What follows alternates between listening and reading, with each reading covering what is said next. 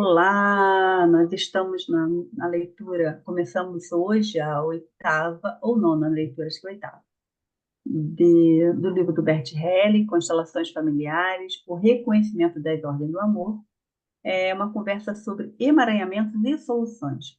Quem traz esse diálogo é o Bert, junto com a Gabriele Tenhauser. Como é que é o nome? Traduz aí. Gabriele Tenheuvel. Tenhauser. Então vamos lá. Nós paramos na página 7.4, correto? Os Correto, donos da verdade não se preocupam em saber a verdade. perfeito. Podemos? Podemos. Então, sobre o saber e a percepção, a Gabriele pergunta para ele: como o Senhor chegou a essas descobertas? O Senhor disse que é preciso um novo iluminismo. Ele responde: eu trago à luz conexões que são visíveis. Isso é o contrário de uma ideologia. Não faço tampouco exigências. Não digo que se deva voltar a um moralismo provinciano. Longe de mim tal ideia. Eu vejo, por exemplo, que existem certas ordens na família que têm certos efeitos, quer sejam respeitadas ou não. Esses efeitos são inevitáveis e por isso eu os trago à luz. É um trabalho elucidativo. Esclareço o que acontece com a família num nível profundo. Mas as outras pessoas não conseguem ver isso. Ele responde: quem olha, consegue ver. Se alguém não quer ver, também não vou tentar convencê-lo disso, mas também não aceito que faça julgamentos a respeito sem sequer ter olhado. Numa constelação, pode-se ver, por exemplo, que se alguém está casado em segundas núpcias, um dos filhos desse casamento representará o parceiro anterior. Essa criança assume os sentimentos desse parceiro. Se o primeiro parceiro era uma mulher, uma filha rivaliza com a mãe, sem saber por quê. O seu relacionamento com o pai corresponde mais a um relacionamento conjugal. Isso acontece se o primeiro parceiro não tiver sido reconhecido e valorizado. Agora, alguém pode dizer que estou apenas fazendo suposições. No entanto, em vez de contestar, eu sugiro que essa pessoa observe para ver se é isso mesmo que acontece. Se, por acaso, ele vir outra coisa, podemos trocar ideias. Assim, ambos teremos observado o que havia ali. Mas, Marta, eu vou dar uma paradinha aqui para a gente falar sobre isso daqui. sim, Então, Bert percebeu que essa dinâmica, né, que é uma dinâmica oculta que acontece, aparece muito nas constelações. Se nós temos um parceiro anterior, temos um segundo casamento, e quando a gente monta uma constelação, ele fala para nós vermos o que está acontecendo. Quando monta, eu pego o representante, coloco o representante da mulher, do companheiro anterior e de uma filha ou de um filho. A gente tem que ver onde está acontecendo talvez a rivalidade. Normalmente elas se posicionam do lado da pessoa, do companheiro ou da companheira. E o segundo companheiro vai estar distante. Então, quando o Bert pede para a gente ver o que está acontecendo, é só observar, né? Que apareceu no campo. Então, é uma leitura muito simples. E aí, o que acontece, se for uma rivalidade entre é, o segundo companheiro, vou botar assim, essa mulher, essa menina, filha, ela vai assumir o lugar da primeira mulher, que é da mãe dela. E o que acontece? Ela começa a cuidar do pai. Ela não fica como filha, ela fica como mulher do pai. Então, quando a gente fala essa mulher do pai, não significa que é mulher sexualmente, não. Ela está no lugar da mãe, né? De cuidar, de administrar as coisas, tá? Vamos lá, vou subir mais, Martinha. mas para onde ela tem de olhar? Ela tem de observar famílias em que houve parceiros anteriores. Se deixar atuar em si o que acontece nessas famílias, ela conseguirá ver. Pode-se ver isso bem claramente nas constelações familiares. Pessoas que sigam uma escola de pensamento mais progressista talvez digam: isso tudo é asneira. Afinal, o que são constelações familiares? Recentemente dei um curso em que um professor foi convidado para ver o trabalho com constelações familiares. Ele disse a um amigo meu que não precisava nem olhar para saber que aquilo tudo era um absurdo. Isso me fez lembrar as autoridades da igreja que disseram a Galileu que não precisavam olhar pelo telescópio porque já sabiam que não podia existir luas ao redor de Júpiter. Os donos da verdade não se preocupam em saber a verdade. Mas uma coisa é dizer: eu vejo essas ordens e emaranhamentos e surge em mim, involuntariamente, a sensação. Isso me parece tão convincente.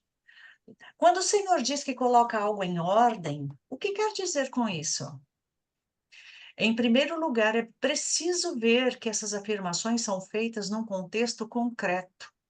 Quando alguém monta a constelação familiar, ele traz repentinamente à luz algo que anteriormente estava oculto para ele. Nesse ponto, faço naturalmente comentários sobre esse sistema, comentários às vezes bem duros. Uma mulher participou recentemente de um curso. Ela era fruto do terceiro relacionamento de sua mãe. A primeira filha tinha sido entregue à avó. Na constelação familiar, a imagem foi muito estranha. A segunda criança tinha falecido logo após o nascimento. De repente, vi que essa segunda criança tinha sido assassinada. Perguntei-lhe então: essa criança foi assassinada? Ela respondeu: não sei, mas sempre ouvi comentários de que a minha mãe quis matar a primeira filha. De repente, a questão do assassinato neste sistema familiar passou a pesar no ambiente.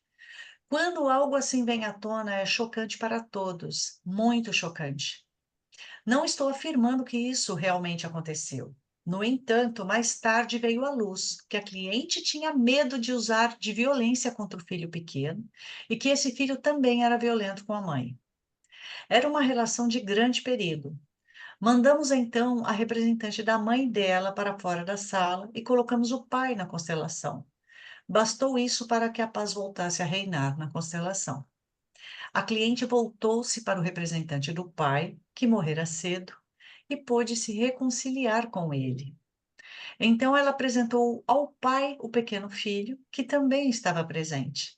Depois colocou a criança ao lado do pai dela, do qual a mãe estava separada. Ali o menino se sentiu seguro. Em situações extremas como essa, todo o conhecimento que temos é inútil. Temos que confiar na nossa percepção. Se a pessoa duvida da própria percepção ou tem medo das consequências do que percebe, ela talvez diga: é melhor experimentar outra coisa. Mas isso não funciona. É o que acontece em muitas constelações, né? As pessoas não sabem o que é constelação, vão entrar numa constelação e querem milagre, tá? Milagre não acontece. Acontece uma leitura ali no campo, né? Aonde a gente vai tentar botar uma ordem. E como o Bert ele trouxe essa imagem aqui, ó, que na família anterior existia dores, né? Morte, conflitos.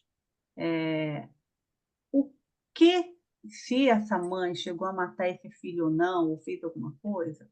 Bom, o que que se precisa para entrar em paz? Retirar a mãe e deixar o pai. Por quê?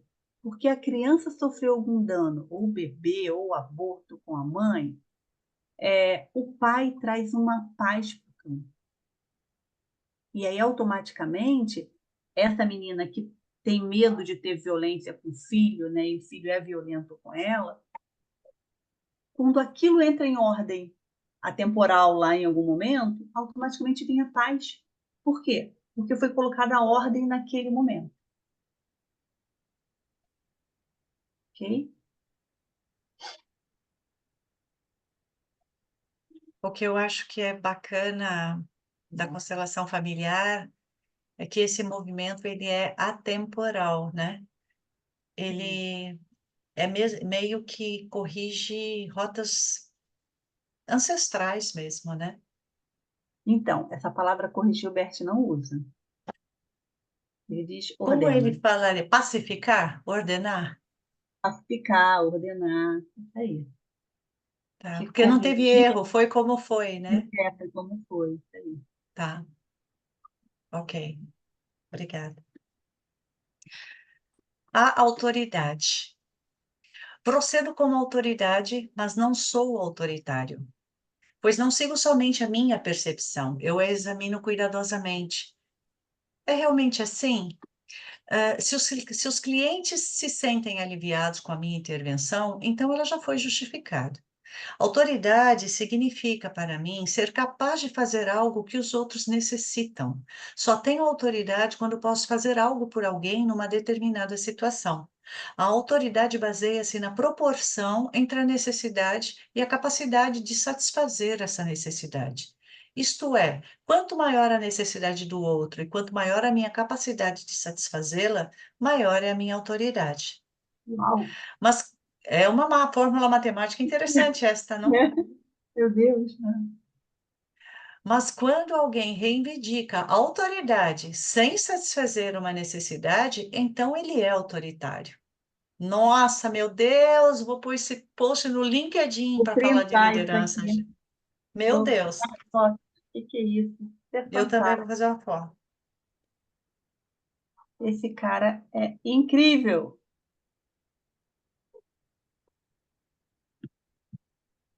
Muito interessante. Quando alguém reivindica autoridade sem satisfazer uma necessidade, então ele é autoritário. Ele reivindica uma autoridade que não tem, porque não está disposto ou não é capaz de fazer o que é necessário. Toma. A força da terra. Com relação à necessidade de terapia, o Senhor disse que no campo muitas coisas são resolvidas sem grandes terapias. A terapia só é necessária nas cidades grandes? Isso não é uma idealização da simplicidade da vida no campo?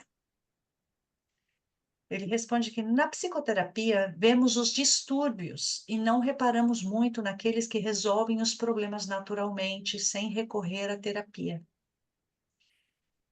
Parece-me que o senhor está dizendo que no campo as coisas estão mais em ordem. Não, tem a ver com as coisas mais imediatas. Tem a ver, por exemplo, com o que sentimos com relação ao nosso trabalho. Por isso, um aprendiz tem muitas vezes um peso anímico maior do que um estudante. O aprendiz não pode se refugiar em teorias ou adiar o seu futuro. Ele tem que encarar imediatamente a realidade. Isso o faz manter os pés firmes na terra. O que significa a força da terra? Um objeto é colocado à nossa frente e nos bloqueia a passagem. É uma realidade que me obriga a me adaptar e a me submeter às circunstâncias. Assim, o camponês submete-se ao tempo, às estações do ano, o que quer que seja. O artesão submete-se aos materiais de construção, às ferramentas, aos projetos. Também existe espaço para a criatividade, mas o material impõe limites que ele não pode ultrapassar. Tudo isso leva a uma harmonia com a terra. Quem não tem essa necessidade, por exemplo, quem não precisa ganhar o próprio pão e é sustentado pelos outros, não se vê confrontado com essa dura realidade. Qualquer proteção contra o contato direto com a realidade afasta o indivíduo não só da terra, mas também de si próprio. Uau! Uau! Que é isso? Hoje tinha que ser só a gente mesmo. Ah, tem outra, a Thaisa tá aí. Aí, Gente, tô Rita, se não, aprendendo se não muito. entender, Rita, nada do que está sendo lido, essa frase já valeu, né? É Já, impressionante. sim. Nossa, muito interessante. Ai, ai. Os pecados também têm consequências positivas. Olha o que a Lilian chamou de polêmica aí, né, Lilian? Vamos lá, É, vamos. lá. O lado subversivo da ordem. Quem perturba a ordem? Tudo que tem a ver com a guerra e com as suas consequências, quando as pessoas de fato cometeram atos condenáveis. Ou então, no âmbito moral, homossexuais, filhos ilegítimos, crianças mantidas em segredo, entregues para adoção ou a quem não se contou a verdade. Trata-se de exceções? Eu pergunto pelo seguinte motivo: se dissermos que essas ordens são independentes do conceito de moral da sociedade, isso tem algo de subversivo. Então, essas ordens da alma podem, em determinadas circunstâncias, ir contra as convenções sociais. Sim, podem. Quando se faz esse tipo de trabalho, pode-se ver que os excluídos precisam ser reabilitados. Por exemplo, uma mulher com 5 filhos ilegítimos de 5 homens diferentes. Do ponto de vista moral, talvez possamos ficar indignados com ela. Mas o que os moralistas não compreendem tão facilmente é que os pecados muitas vezes dão bons frutos. Por exemplo, os filhos. Se colocarmos a constelação familiar dessa mulher, veremos que ela tem uma força bem especial que as pessoas que a condenam não têm. Ela se posicionou de uma forma especial com relação à vida, tomou a sexualidade com todas as suas consequências e criou os filhos. Estou toda arrepiada. Gente, o que que é isso? O que que A Bert traz, lealdade. rapidinho, o que que Bert traz sobre exclusão, né? Exclusão é como ele fala aqui sobre os filhos ilegítimos, hoje não tem mais isso, né? Mas antigamente as pessoas guardavam segredo, hoje também, mas bem pouco, né?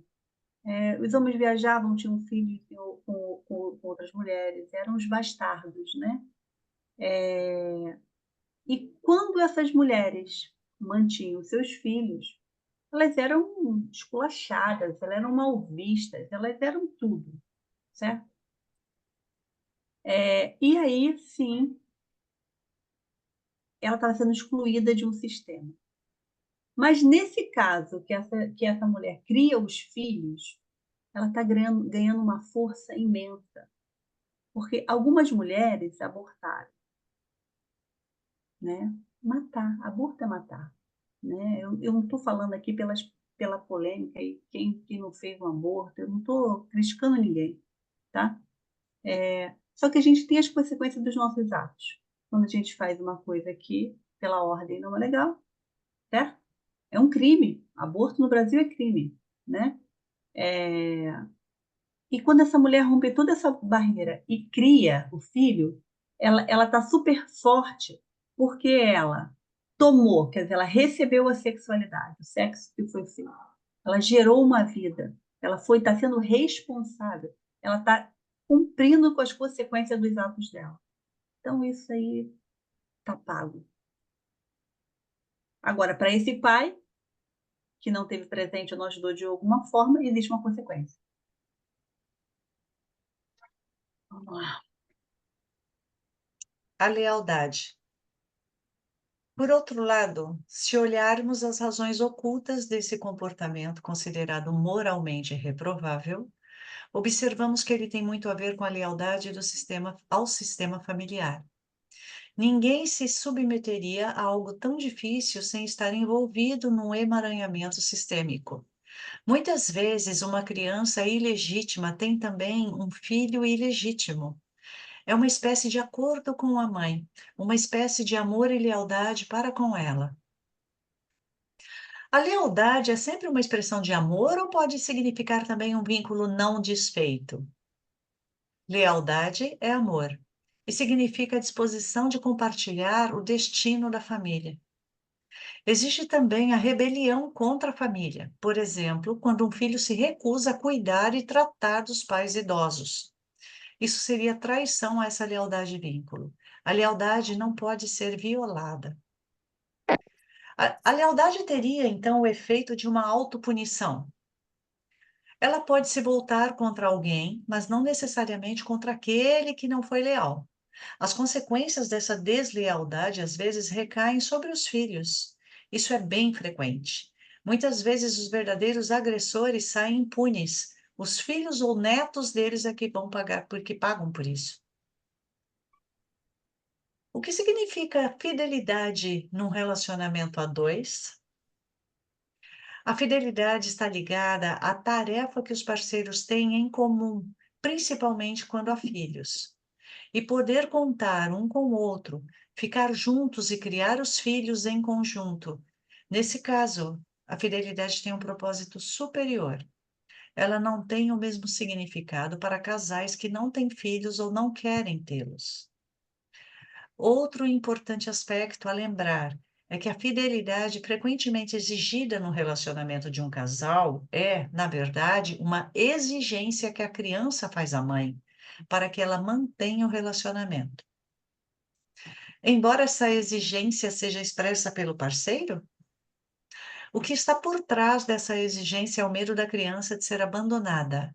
Se essa exigência for feita ao parceiro, ela destrói o relacionamento. Então, o outro deixa de ser parceiro para fazer o papel de mãe. Isso é válido tanto para o homem quanto para a mulher. Exigir a fidelidade do outro não fortalece o relacionamento. Pelo contrário, enfraquece-o. Para mim, a fidelidade entre adultos significa: respeite-me e prove que posso confiar em você em nossa vida em comum. Uau, Uau! 2. Uau! Ai, olha, eu Isso tenho... fortalece o amor e dá-lhe firmeza. Mas, por exemplo, se um deles diz: se você for embora, eu me suicido, porque a vida sem você não tem sentido, isso é uma falsa interpretação do relacionamento. Ambos os parceiros são adultos, não dependem um do outro como o filho depende da mãe. Se as perspectivas são distorcidas, o outro, em geral, rompe o relacionamento porque essa exigência é desmedida. Mas ser infiel e romper o relacionamento são coisas diferentes. Pode ser que durante um relacionamento ocorra também um relacionamento significativo com outra pessoa, inclusive sexual. Isso não pode ser julgado de antemão, porque a vida humana é bastante complexa. Se a fidelidade básica e a confiança no parceiro permanecem, e essa outra experiência proporcionar enriquecimento pessoal e acabar beneficiando o relacionamento do casal, pode ter também um efeito positivo. A fidelidade também pode sair prejudicada por causa de um vínculo não dissolvido com a família de origem. Se, por exemplo, uma mulher ainda está apegada ao pai, ela procura, além do marido, também um pai, que em geral é o amante. Isso não pode ser simplesmente condenado. A questão é: como se pode colocar isso em ordem? A mulher tem que se desligar do pai e colocar-se ao lado da mãe. Então, ela talvez não precise mais do amante e pode voltar a se relacionar com o marido como pessoa, como esposa. O mesmo é válido, naturalmente, para o homem que ainda está apegado à mãe. Posicionando-se ao lado do pai, talvez ele não precise mais de uma outra mulher. Nos casos em que a esposa se comporta como se fosse mãe do marido e procura reeducá-lo, pode acontecer justamente o contrário. O marido talvez procure uma outra mulher. Assim, a amante fará o papel da esposa e esta o da mãe. O mesmo acontece com a mulher, se o marido fizer o papel de pai dela. Aqui existem muitas complicações. Colocar tudo sob o denominador comum, fidelidade ou infidelidade, não justiça a plenitude da vida. não Não faz. faz justiça, perdão, não faz justiça à plenitude da vida. Ah, gente, você comentar? Alguém Dúvidas? quer falar alguma coisa? Tássia, Rita, Ah, vocês estão tão quietinhas. comentem. Eu tô sensível demais para comentar. Que bom, que bom. Então, Chegou alguma luz a você? Sim, mas é ruim você estar no problema e ter que entender dessa forma. Eu tive a questão da infidelidade, me separei, tá bem recente. E É, assim, não foi, não está sendo uma coisa assim, interessante. A pessoa não tem mais interesse nenhum em lutar por nós.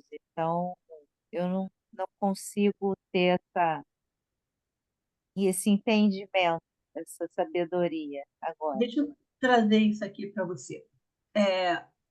Normalmente, quando acontece Bert deixou claro aqui na leitura anterior, que quando acontece uma traição, significa que a mulher não está disponível. O que que não está disponível? Ela está cuidando como mãe, tá? Depois é só você para e pensa, fala, meu Deus, será que eu fiz isso? Sabe? Bert percebe que as pessoas precisam ter o seu próprio trabalho, ok? Então, o marido está no lugar do pai, cuidando, ou ele está no lugar de marido, companheiro, lado a lado. Mas existem os acordos precisam ser cumpridos. Se eu resolvi ficar em casa e meu marido está trabalhando, eu perdi o emprego. Ok, meu amor, não tem problema, por um período está tudo bem. Então, os acordos precisam ser verbalizados e firmados, porque senão, lá na frente, gera o desequilíbrio. Pode ser também que esse homem, o seu ex-marido ou marido, ele tem esse ciclo, esse vício de ter amantes, ok? E o que o Bert Sim, percebe nessas dinâmicas de vida é que ele precisa tomar a mãe e ficar um pouquinho depois do lado do pai, porque senão ele vai estar procurando sempre outras mulheres. E aí a mulher, que é você, passa a ser a mãe, ao invés de ser a mulher mesmo, entendi. tá? Então, Aham, quando a gente faz uma constelação, a gente não sabe o que aparece no campo, tá? É o campo que sim, vai mostrar, que vai trazer é, da vida que vocês têm, né? A vida, o sistema de vocês. E dali em diante a gente consegue, se a pessoa estiver muito disponível, colocar em ordem, tá? entendi. Mas quando, por exemplo, se for você que vai constelar, eu posso mostrar o que acontece, mas eu não posso pegar ele e botar ele do lado da mãe dele ou do pai. Sim, Por quê? Porque esse sistema é o dele. Mas se você se encontra disponível, o movimento é feito e algo, de repente, se finda ali e algo novo aparece para você, tá? tá, agora você aliviou um pouco o meu coração. Às vezes é necessário a gente dar tchau, sabe? Não dá, eu não consigo mais, entendeu? A gente dá tchau e começa uma nova história. Isso é, é o que eu estou buscando. Vamos lá. É incrível, você entra no dia da leitura que a gente fala de relacionamento, né? É, eu quase saí, Aí não, porque fica aí, fica aí. é, Vamos debater um pouquinho mais para tentar trazer uma clareza para você, tá bom? Vamos, Martinha. Nossa, eu queria falar para a Rita que eu vejo a Rita, que eu vejo a dor, eu vejo sua dor, Rita, e eu sinto muito carinho por ela. Eu acho que ela deve ser acolhida. E tempo, e tempo. Sinta que aqui você não está sozinha. É obrigada. isso. Imagino. Achei interessante só uma dúvida, dúvida não, assim, uma elucidação que essa página trouxe, que eu achava que o filho tinha que se, na conservação, o filho tinha que voltar para a mãe para, para não ter esse ímpeto das amantes, e ele deve se voltar para o pai, né, Lília? Isso para mim, eu achei interessante isso. Por quê? Quando... Não, mas aí você tem que abrir a constelação para ver, né? Entendeu? Você tem que abrir para ver. Pode ser que ele seja o filhinho da mamãe, então ele vai estar, ele tomou a mãe demais, ele tomou a mãe, então Ah, então ele precisa tá, agora tomar o masculino para o que entendi. entrar no equilíbrio, porque senão ele fica só com o feminino. Então ele casa com alguém e ele tem a mãe dele lá, mas ele tem a mulher companheira aqui, ó, a mãe também, tá? Mas se por acaso a mãe morreu, então piora a situação, tá? É, E aí ele tem a tranquilidade do lar, tudo tranquilo, né? As contas, tudo resolvido, porque a mulher virou mãe. E ele vai procurar o sexo em outro lugar. É, porque quem quer dormir com a mãe, né? O sexo diminui, né? Uhum. Mas eu já peguei casos, o sexo tá perfeito, e na constelação provou que o sexo estava bom, e o rapaz tinha amante.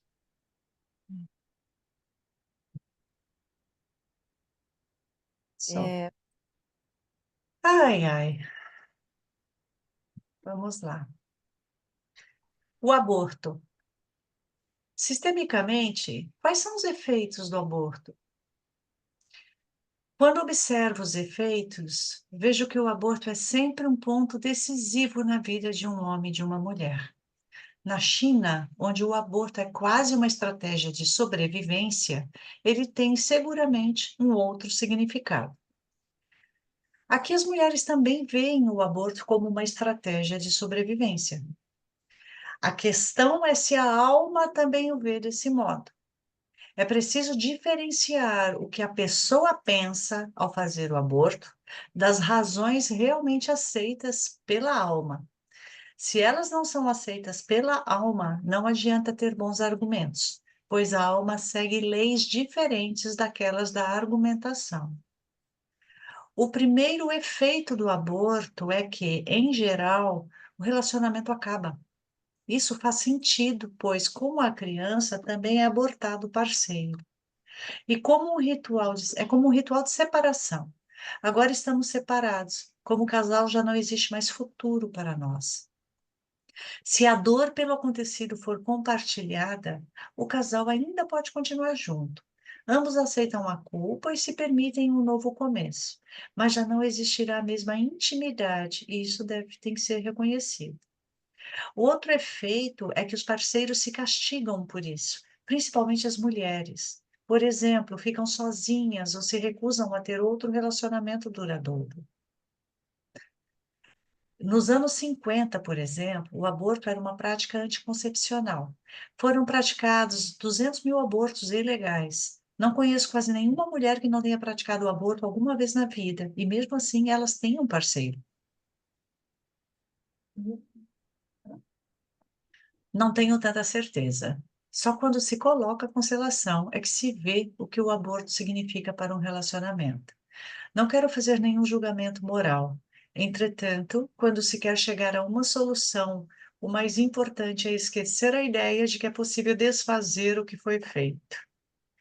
Com relação ao aborto, existe a ideia largamente difundida de que, se a criança foi abortada, colocou-se um ponto final no assunto. Todavia, se uma pessoa decide abortar, consciente do fato de que isso pode ter consequências para toda a vida, isso tem um caráter diferente. É uma decisão muito séria. Psicocapitalistas da pior espécie. Autorrealização, vínculo e plenitude. De acordo com o pensamento atual, o desenvolvimento do indivíduo se encontra bem no alto da escala de valores. Da maneira como o Senhor descreve as ordens nos sistemas familiares, não existe essa liberdade ilimitada. Que importância tem para o Senhor a autorrealização? Frequentemente entende-se por autorrealização a seguinte postura: eu faço o que bem entendo e sem consideração pelos outros. Existe uma prece de Fritz Perls, se é que se pode chamar isso de prece, na qual ele diz algo do tipo: eu faço as minhas coisas e você as suas. Como você se sente não é problema meu, sigo o meu caminho. Aqui negam-se os vínculos e os custos são imputados aos outros. Denomino esses autorrealizados de psicocapitalistas da pior espécie. É preciso reconhecer, no entanto, que esse tipo de autorrealização faz com que a pessoa assuma uma posição marginalizada que talvez tenha sido imposta por um emaranhamento sistêmico. Quando um pai ou mãe de família diz ao parceiro e aos filhos: agora vou viver a minha vida, não importa o que aconteça com vocês. Isso é encarado pela família como um crime pelo qual um filho terá de pagar.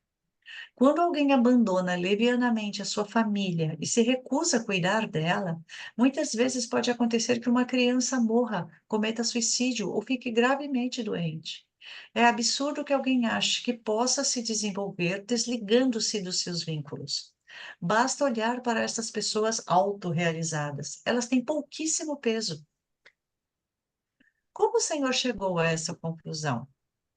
É só uma imagem, mas nela existe algo de verdadeiro. Pode-se ver a força que essa pessoa tem. Existem terapeutas, por exemplo, que só se confrontam com casos fáceis. Clientes com problemas sérios não irão consultá-los porque sentem que o terapeuta não tem peso anímico suficiente para lidar com eles. Se esse terapeuta se defronta com um grande sofrimento ou dificuldade, percebe que, de repente, um outro tipo de clientela começa a consultá-lo. Ele passa então a compartilhar de outra maneira dos sentimentos dos outros e os clientes sentem seu grande peso anímico. Isso significa que o terapeuta só pode estender o seu trabalho prático na medida em que ele próprio tem atravessado ou sofrido um determinado processo? Sim, isso também tem a ver com a idade. O peso da alma aumenta com a idade. Um trabalho difícil e profundo só pode ser realizado por uma pessoa mais velha, que já viveu muito. Os mais jovens podem fazer trabalhos mais amenos, como, por exemplo, a tarefa de desenvolver habilidades. É uma capacidade que você pode ou não adquirir. Isso é algo que se conquista cumprindo as tarefas comuns do dia a dia. Aquele que cuida dos seus afazeres cotidianos e os encara assim como a vida lhe apresenta, ganha esse peso anímico específico. Quem procura o excepcional tem menos peso. Não é um pouco categórico o senhor dizer que as pessoas autorrealizadas têm um peso específico menor? Seria mais certo dizer as supostas. A verdadeira autorrealização acontece quando alguém segue a sua vocação interior, sua missão especial, para a qual foi chamado a serviço. Quando ele a satisfaz, alcança a realização pessoal. Essa pessoa tem paz interior e peso na área em que é competente. Por exemplo, um artesão ou um empresário, ou um camponês, ou uma mãe, ou um pai, ou um músico. Não importa em que área ela atue. Essas pessoas fizeram o que a vida exigiu delas e alcançaram a plenitude. Meu principal objetivo na terapia é auxiliar os clientes a se tornar pessoas autorrealizadas. A força e a fraqueza. No momento, o Senhor trabalha com constelações familiares, sobretudo com casos de doentes graves. Uma consulta é o suficiente? Quando se trata de problemas sérios em que há risco de vida, não se pode fazer longos programas de treinamento. Por exemplo, com pessoas cancerosas. Como posso fazer uma longa psicoterapia com alguém que está à beira da morte? Por isso, o coloco primeiramente em contato com a gravidade da doença dela, deixo-a encarar a morte e ver que o fim está próximo. Então, procuro as forças de cura que ainda existam em sua família e o que ainda precisa ser colocado em ordem. Isso pode ser feito numa sessão. Uma única Lembra? sessão. Lembra a minha constelação que eu te falei que eu Helig, como é que foi? Do câncer? Ela estava na Alemanha, o workshop era presencial em São Paulo, os alunos da pós, né? Tem 3 anos e meio. E aí eu levantava a mão, eu tinha descoberto câncer, eu levantava a mão. Eu falei que eu queria, e ela falou assim: escolhe uma pessoa para representar você e duas pessoas para representar, dois arquétipos. E eu sabia que era vida, eu sabia que era morte, mas na hora eu não lembro quem era, entendeu? E aí ela me botou no palco, eu automaticamente, a minha representante deitou no chão, se batendo. Não fazia muito sentido comigo, não, tá? Essa pessoa estava deitada no chão, meio se batendo. E aí entrou o rapaz e uma menina. E ela falou: quer se colocar no campo? Eu falei: quero. Eu não sabia quem era a vida e quem era a morte na hora que eu entrei no campo. Eu fiquei encantada pelo rapaz. Eu fiquei encantada, meus olhos ficaram assim, ó, vidrado no rapaz. É, E eu fiquei um tempo ali, eu mesmo e a minha representante deitada. De repente, me deu sei lá, uma coisa me invadiu. Aí eu olhei para a menina e achei interessante. Não me chamou a atenção. E eu fui em direção do rapaz. E automaticamente ele deu um passinho para trás, ficou olhando bem sério para mim, uma postura forte, grande. E eu encantada por aquilo. De repente, meu corpo parou um pouco e a minha representante levantou e veio para perto de mim. Mas eu fiquei assim, olhando pro rapaz, meio encantada. De repente, ele de pé perto de mim, chegou na minha frente, ficou olhando também. E de repente a Sophie falou assim: constelação é fio de navalha, vou terminar assim. Você já entendeu a sua constelação, certo? Eu falei: aham, ok, desci do palco. Achei que eu estava encarando a vida. Era a morte.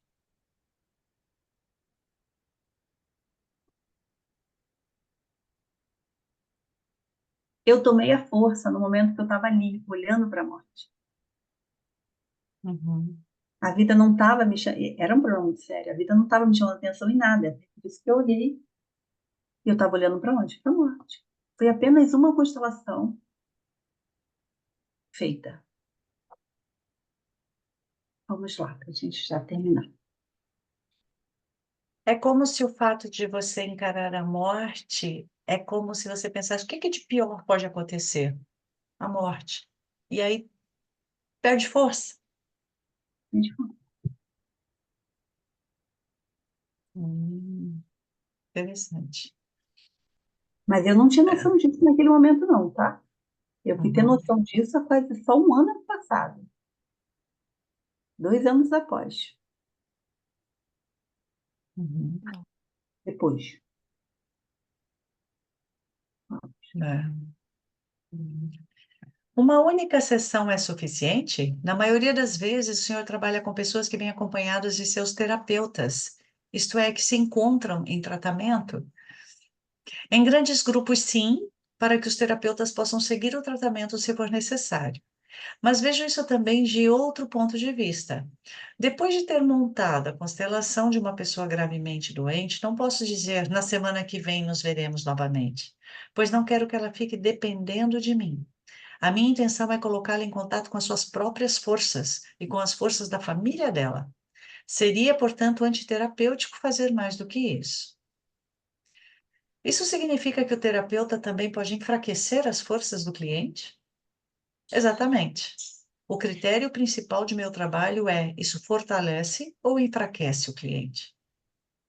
Como o senhor descreveria a força e a fraqueza?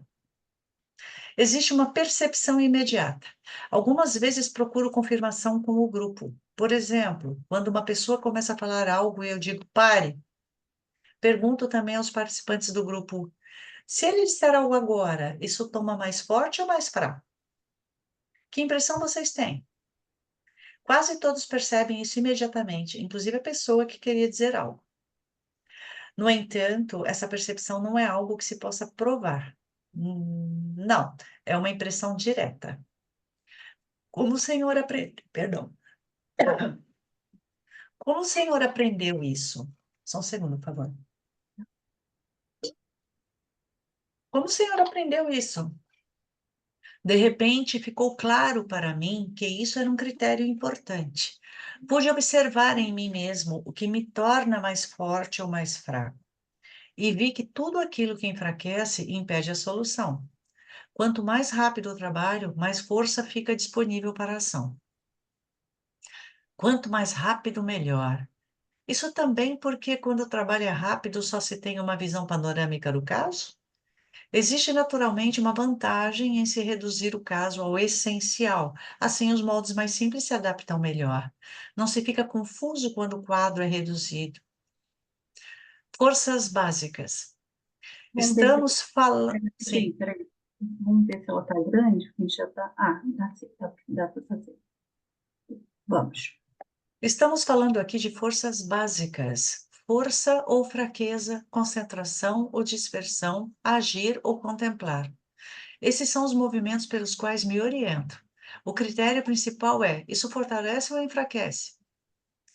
Tem algo a ver com energia? Tem. Assim que vejo que alguém está cheio de energia, paro. Senão a energia decai.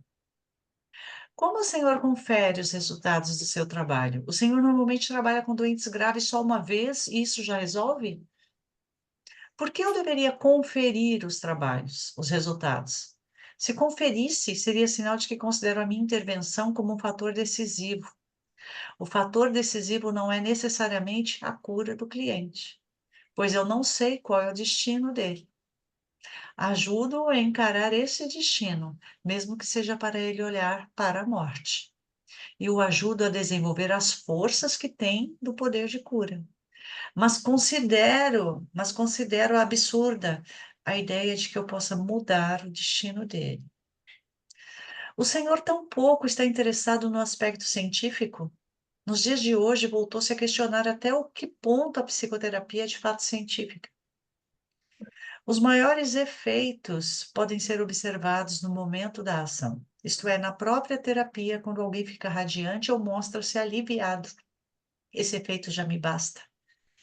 Mas como se pode provar cientificamente o efeito de uma constelação familiar em pessoas com doenças físicas? Esses pacientes estão também em tratamento médico e sujeitos a outras inúmeras influências. Se depois de um ano eles se sentem melhor, isso não pode ser atribuído somente ao trabalho com as constelações familiares. Voltando novamente à questão do destino. Com o seu método de trabalho, o senhor põe por terra a crença no progresso por meio da psicoterapia, isto é, que é possível mudar o destino de qualquer pessoa e fazê-la encontrar a felicidade. Sim, essa ideia de progresso não leva em conta o poder das forças que estão em ação. Existem realmente pessoas que dizem que o mundo está errado e que é tarefa nossa colocar em ordem o que não está certo. É este o motivo pelo qual o Senhor diz que a psicoterapia está em retrocesso? Entendo a psicoterapia mais como uma ajuda para que a pessoa entre em harmonia com a própria alma. Faço algo para a alma do cliente, para que ele possa entrar em contato com as próprias forças. Isso tem algo de religioso, de espiritual. Quando lhe dou alta, ele está mais em paz consigo mesmo e poderá enfrentar com mais serenidade o seu destino, qualquer que seja ele. Se eu quisesse tomar o destino em minhas mãos, eu seria também, de certa forma, um psicocapitalista. No entanto, na psicoterapia existem também outras situações. Alguém que tem uma fobia, por exemplo, pode ser tratado através da terapia comportamental. Nesse caso, está se lidando com um problema definido e o êxito do tratamento pode ser verificado cientificamente. Aqui, o terapeuta é aquele que faz e o querer fazer tem sentido. Mas não é isso que acontece com os grandes problemas que têm a ver com vida e morte, ou no caso de enfermidades graves ou culpa. Uma de suas afirmações importantes é: a realidade ajuda. Sim, a realidade que vem à luz. Eu não faço nada, trago somente algo à luz. Por exemplo, que alguém está seriamente enfermo ou que sua morte está próxima, ou que uma culpa continua a surtir efeito. Não preciso discutir com essa pessoa ou convencê-la. Surte efeito só pelo fato de ter vindo à superfície. Quem aceita a realidade tal como se apresenta, atinge a grandeza. Essa última frase está tudo. Vou fotografar.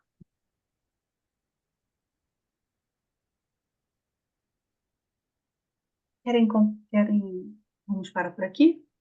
Querem fazer dar algum comentário, falar alguma coisa? Acho que foi tão claro hoje. Eu quero agradecer por ter participado, conhecido e por ter sido justamente por um dos problemas que eu estou vivendo. E ajuda, a leitura ajudou, assim, a tentar ver de outra forma. Que bom, Thaisa. Thaisa não. Rita, página 23. Que bom. Eu falo que nada nessa vida é por acaso, né? Nada é por acaso. Eu sempre tive curiosidade, a Fernanda falava sempre, fala sempre, e ela explica, eu não sei porque eu não consigo idealizar o, a constelação em si, mas igual você colocou de você ir ao palco, né, da sua situação. eu não consigo entender essa arquétipo, essas coisas, mas a leitura foi muito esclarecedora.